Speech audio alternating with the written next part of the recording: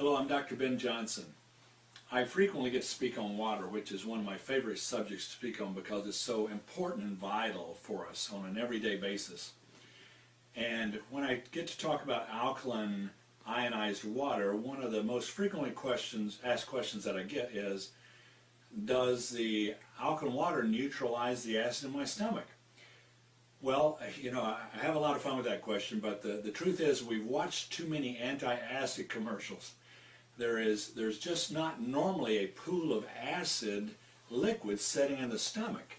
That's only on TV commercials.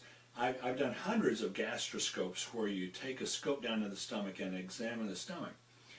And the stomach is normally empty. So when you drink alkaline water, it simply goes into the stomach and passes on through to the small bowel where it's absorbed. Now the mucous lining of the stomach is acid, but if you understand, there's a lot of villi, there's these little fingers, and the mucus and acid is down in there, so the liquid doesn't disturb that. It just runs over the stomach wall and right on into the small bowel. So this is not an issue, but even if there were a pool of acid, let's say you had a really bad day, a really stressful day, and there is this little bit of liquid acid in your stomach, and you drink alkaline water. Well, yes, it would neutralize that, but that is still a net alkaline event for the body because when it made that acid, it had to make alkali. You can't just make acid out of thin air. You have to divide two organic substances, and when you do, you make acid and you make alkaline, just like the water machines make an acid stream and an alkaline stream.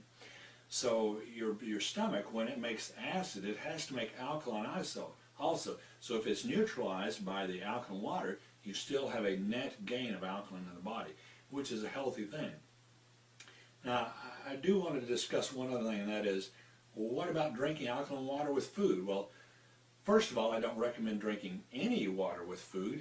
We need to chew it thoroughly and use our digestive juices to masticate that food and to get it down.